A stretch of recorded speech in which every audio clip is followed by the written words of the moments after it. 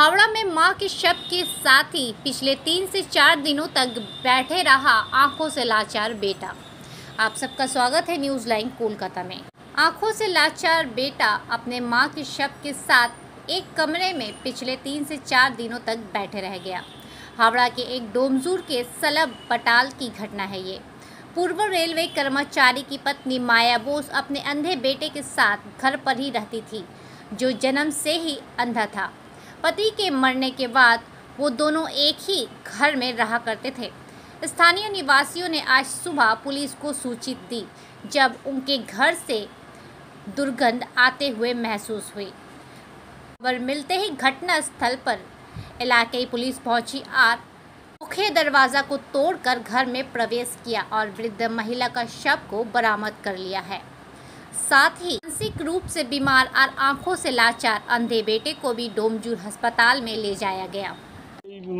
चौकाटे एमनी सारा शरीर काঁপতো থাইরয়েডের জন্য, তা ওই চৌকাটে মনে হয় হোঁচট খেয়ে পড়ে গেছে, পড়ে গিয়ে মুখ থুবড়ে পড়েছে আর কি। কি করতেন উনি তো পেতো, পেনশন পেতো, ওনার স্বামী চাকরি করতো রেলে, সামান্য পেনশন পায়। ছেলে তো অথর্ব, হ্যান্ডিক্যাপ 100%, চোখে দেখতে পায় না, মেন্টালও খারাপ হয়ে গেছে। আমার মনে হচ্ছে পড়ে গিয়ে, আপনারা যদি ভেতরে গিয়ে দেখতেন তখন তাহলে ভালো বুঝতে পারতেন। ওই কাজের যে কাজ করে সে মানে কথা এসে ডাকাডাকি করছিল, সবাই পাড়া চেঁচামেচি করছিল। পাড়া যে কাজ যে ওদের বাড়িতেই কাজ করে। কতদিন ধরে এখানে আছে? অনেক বছর। ছেলেটা কিছু করতো না, অন্ধ। তারপরে কি করলেন? ডাকাডাকি করে কি গন্ধ শুকে বুঝলেন?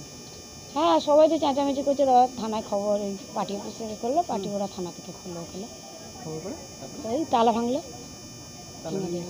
হ্যাঁ, দেখলো পড়ে আছেন নাকি, পুলিশ ঢুকলো। আমার নাম পাপিয়া পাল। কতদিন ধরে কি জানি, গন্ধ কাল সন্ধ্যে থেকে পাওয়া যাচ্ছে। हावड़ा में मां के शव के साथ ही पिछले 3 से 4 दिनों तक बैठे रहा आंखों से लाचार बेटा। आप सबका स्वागत है न्यूज़ लाइन कोलकाता में। आंखों से लाचार बेटा अपने मां के शव के साथ एक कमरे में पिछले 3 से 4 दिनों तक बैठे रह गया। हावड़ा के एक डोमजूर के सलब पटाल की घटना है ये। पूर्व रेलवे कर्मचारी की पत्नी माया बोस अपने अंधे बेटे के साथ घर पर ही रहती थी, जो जन्म से ही अंधा था। पति के मरने के बाद वो दोनों एक ही घर में रहा करते थे।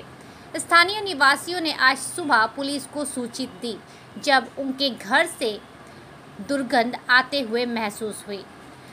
खबर मिलते ही घटना स्थल पर इलाके पुलिस पहुंची और मुख्य दरवाजा को तोड़कर घर में प्रवेश किया और वृद्ध महिला का शव को बरामद कर लिया है। साथ ही मानसिक रूप से बीमार और आंखों से लाचार अंधे बेटे को भी डोमजूर अस्पताल में ले जाया गया। চৌকাটে এমনি সারা শরীর কাঁপতো থাইরয়েডের জন্য, তা ওই চৌকাটে মনে হয় হোঁচট খেয়ে পড়ে গেছে, পড়ে গিয়ে মুখ থুবড়ে পড়েছে আর কি। কি করতেন উনি তো পেতো, পেনশন পেতো, ওনার স্বামী চাকরি করতো রেলে, সামান্য পেনশন পায়।